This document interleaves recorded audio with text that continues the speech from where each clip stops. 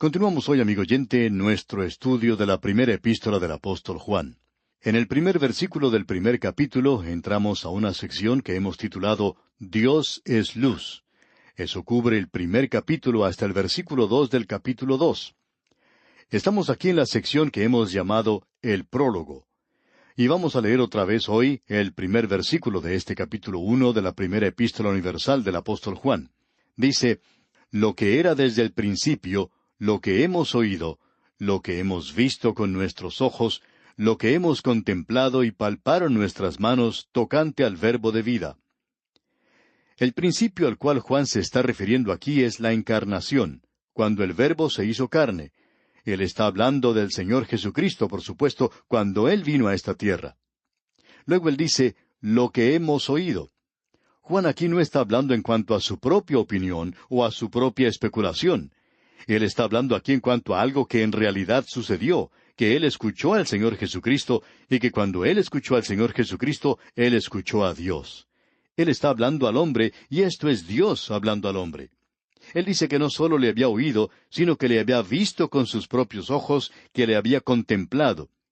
No podemos verle con nuestros propios ojos como lo hizo Juan, eso es cierto, pero aún así podemos verle por medio del ojo de la fe. Pedro nos dice, a quien no habiendo visto, amáis. Y el Señor Jesucristo hablando a Tomás después de su resurrección, y sabemos que Tomás no quería creer que el Señor Jesucristo había resucitado hasta cuando él pudiera tocarlo, el Señor Jesucristo le dijo, porque me has visto, Tomás, creíste. Bienaventurados los que no vieron y creyeron. Nosotros estamos andando hoy por fe, y podemos hoy tener a un Señor Jesucristo tan real como el que tuvo Tomás. Alguien lo expresó de la siguiente manera. Y cálido, dulce, tierno, y aún así, una ayuda presente es Él. Y la fe aún tiene su monte de las olivas, y el amor su Galilea. Nosotros le hemos visto con los ojos de la fe. Ahora Juan dice luego, lo que hemos contemplado. Y como dijimos en nuestro programa anterior, esta palabra viene de theastra, de donde proviene nuestra palabra teatro, un lugar donde uno va a observar, a contemplar algo. No es una mirada pasajera, sino que es algo que uno contempla detenidamente. Y eso es lo que quiere decir esta palabra aquí. Juan dijo, contemplamos su gloria, la gloria del unigénito del Padre. Y como dijimos en nuestro programa anterior, la mirada salva, pero la contemplación santifica. Y muchos de nosotros hoy necesitamos hacer un poco más que sencillamente mirarle a Él para la salvación. Después de haber hecho eso, necesitamos contemplarle con los ojos de la fe. Y esto es lo que estamos haciendo aquí en esta epístola, como Él nos presenta tan claramente.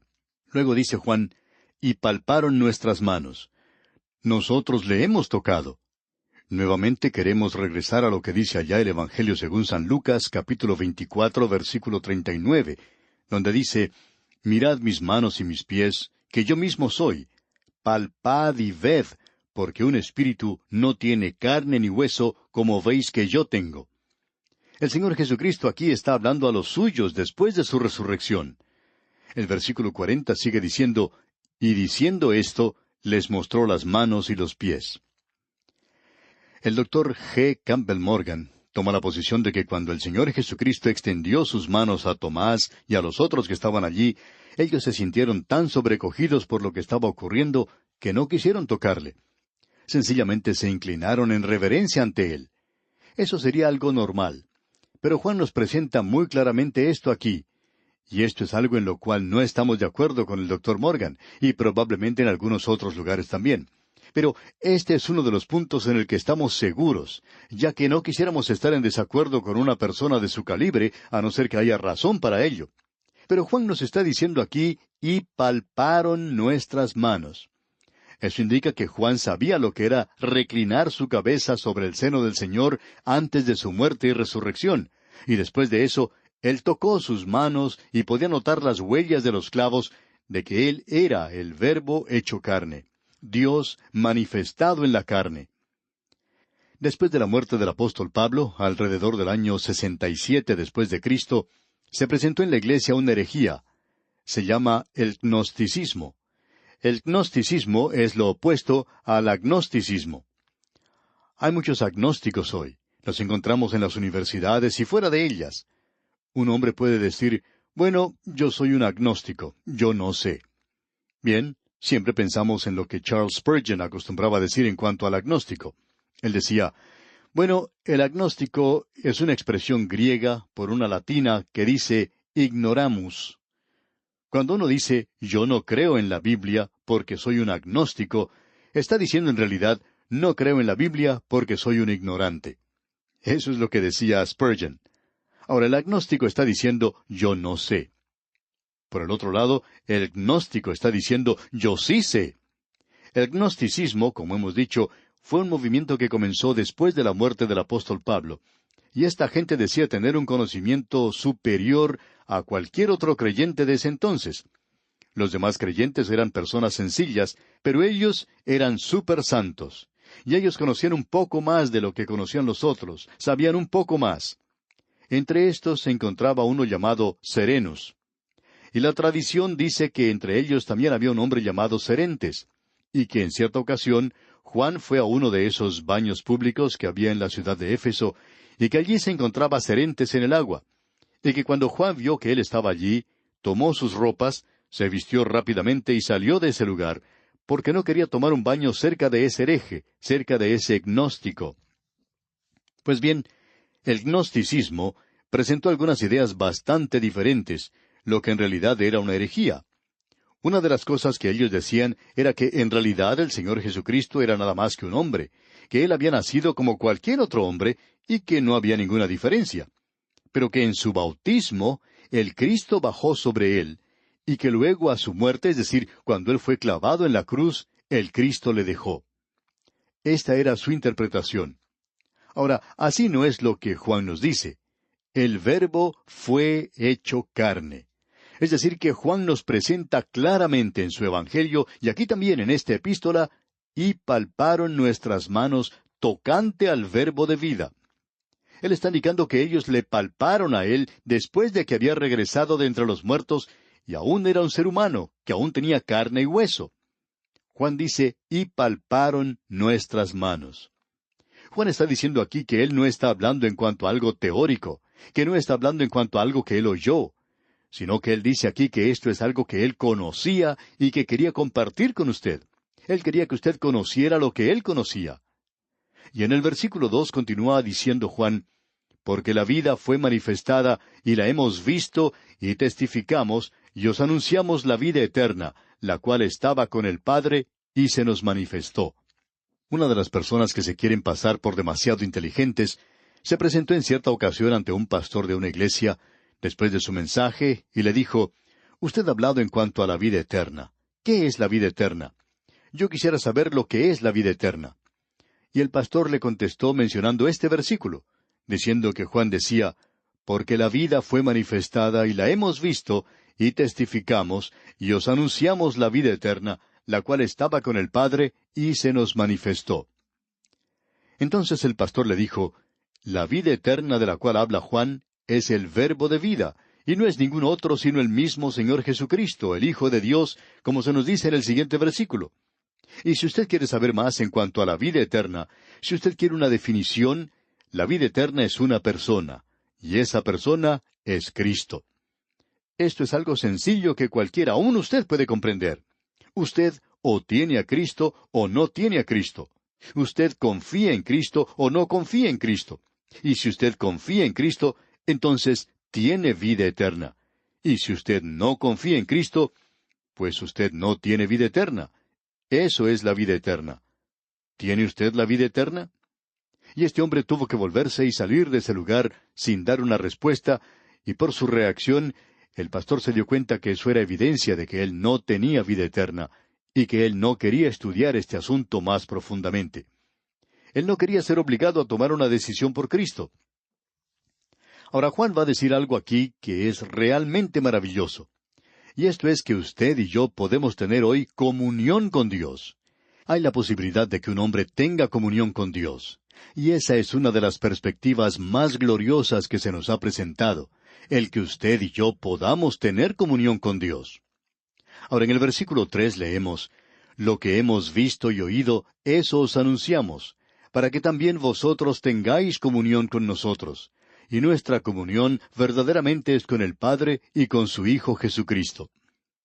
Esta es la tercera vez que Juan nos dice esto, y esperamos que ya se haya infiltrado en usted, que lo que hemos visto y oído, eso os anunciamos. ¿Por qué nos está diciendo esto Juan? Para que también vosotros tengáis comunión con nosotros.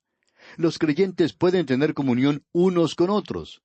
Verdaderamente nuestra comunión es con el Padre y con su Hijo Jesucristo. Ahora, ¿cómo vamos a tener comunión con Dios? Bueno, la única forma en que podemos tener comunión con Dios es llegando a conocer a Jesucristo.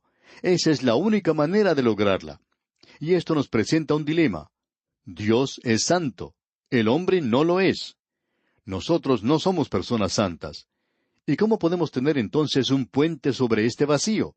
¿Cómo puede uno reunir a Dios y al hombre? O como vimos en Amós, ¿cómo pueden dos andar juntos si no se han puesto de acuerdo? ¿Cómo podemos tener comunión? Bueno, para superar este obstáculo imposible, Juan nos va a presentar 3 métodos. 2 de ellos son métodos creados por el hombre y no dan resultado. Solo uno dará resultado, y ese será el método de Dios. Vamos a ver esto. Pero antes de entrar en esto, permítanos decir algo en cuanto a esta palabra comunión. Ya hemos hablado anteriormente en cuanto a esta palabra porque es una palabra muy importante. Comunión. ¿Qué es comunión? Bueno, es la palabra griega koinonía. Y eso quiere decir algo que uno tiene en común, es decir, aquello que uno puede compartir. Para un creyente esto quiere decir que si nosotros vamos a tener comunión con Juan, si nosotros vamos a tener comunión uno con el otro, si usted y yo vamos a tener comunión por medio de la radio, quiere decir que vamos a tener que compartir las cosas de Cristo. Y esa es la única manera en que usted puede tener comunión. Eso nos da a entender que usted y yo tenemos que conocer al Señor Jesucristo. Esto no es solamente conocer algo en cuanto a Él, sino que debemos conocerle a Él personalmente como nuestro Salvador personal. Ahora, ¿qué es esto llamado comunión?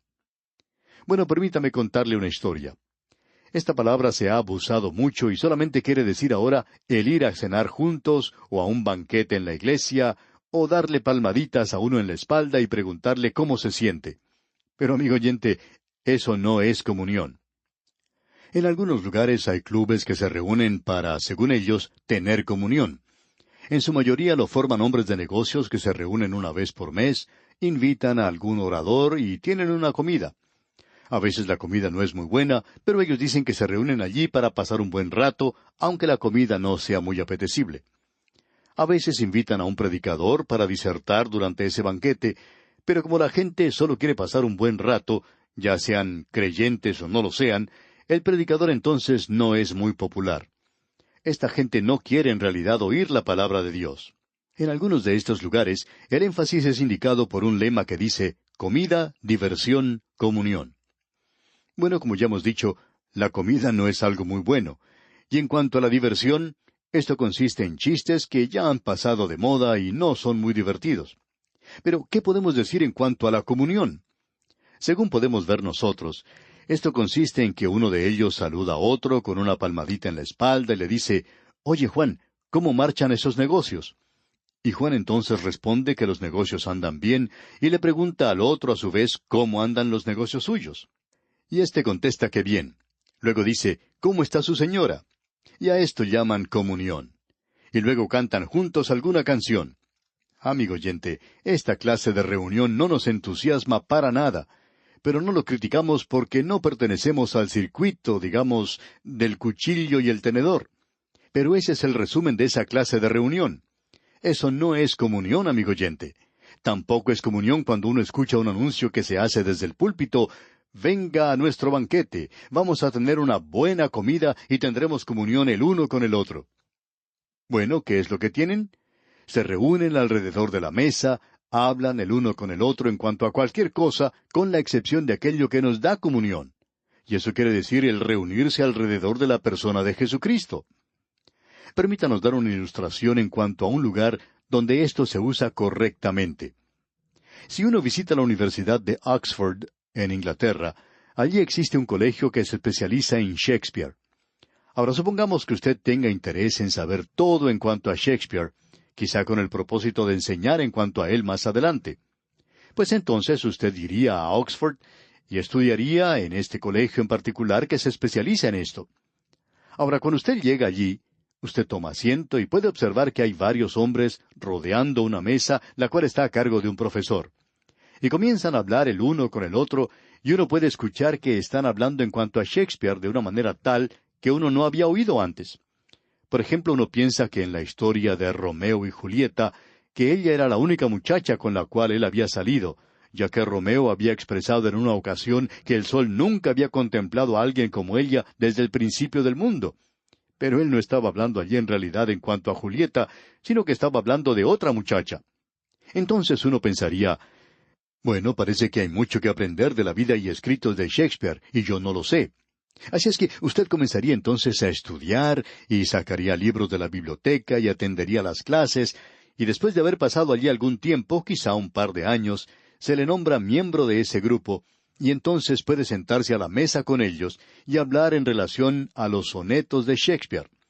Y entonces usted puede compartir con ellos mano a mano su conocimiento, porque usted ya ha leído todo eso y conoce muy bien a ese escritor. Así puede tener comunión con ellos. Ahora, la comunión para el creyente quiere decir que se reúne para compartir las cosas en Cristo. En realidad, nosotros esperamos que este estudio bíblico que tenemos todos los días por radio sea una expresión de comunión para muchos. Aquí hablamos en cuanto al Señor Jesucristo, en cuanto a su palabra. Y confiamos, amigo oyente, que usted entre de lleno en esto y que tenga mucho significado para usted y que usted y yo podamos compartir las cosas de Cristo. Nosotros tenemos comunión el uno con el otro cuando compartimos las cosas en Cristo y de Cristo. Y nosotros podemos tener comunión con Él. En este mismo instante creemos que Él nos está escuchando y creemos que Él nos está observando a usted y a mí. Y quizá me esté diciendo, ¿por qué no haces un mejor trabajo del que estás haciendo? Tú no estás presentando las cosas tan maravillosamente como deberían ser presentadas. Y amigo oyente, quisiéramos presentarlo en una forma más maravillosa. Bien, eso es lo que queremos decir para que también vosotros tengáis comunión, como dice aquí Juan.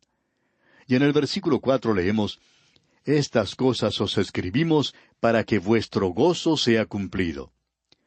Esta es la segunda razón que Juan menciona aquí, para que nosotros tengamos gozo. ¡Qué maravilloso es esto, amigo oyente, que nosotros podamos tener gozo!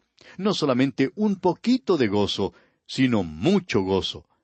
Si usted y yo estamos teniendo comunión con Él, entonces no solo estamos teniendo comunión, y eso indica la experiencia de la comunión.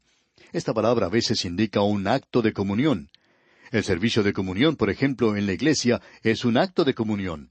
El dar es un acto de comunión. Y la oración también es un acto. Pero esta experiencia de la cual Él está hablando es comunión, de la cual dijo Pablo, a fin de conocerle y el poder de su resurrección, y la participación o la comunión de sus padecimientos, llegando a ser semejante a Él en su muerte. En este capítulo 1 de la primera epístola del apóstol Juan, estamos hablando en cuanto a la comunión, la experiencia de la comunión. Y con esto queremos decir aquello que pueda traer gozo al corazón. Y esta es la nota sobresaliente.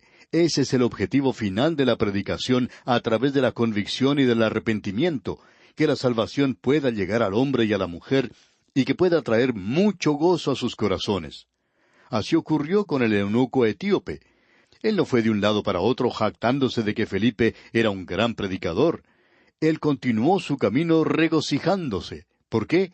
Porque él había llegado a conocer a Cristo Jesús.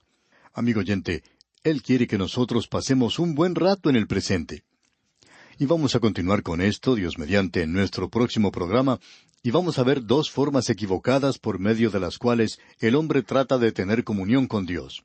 Le invitamos pues a nuestro próximo programa. Que Dios le bendiga es nuestra más ferviente oración.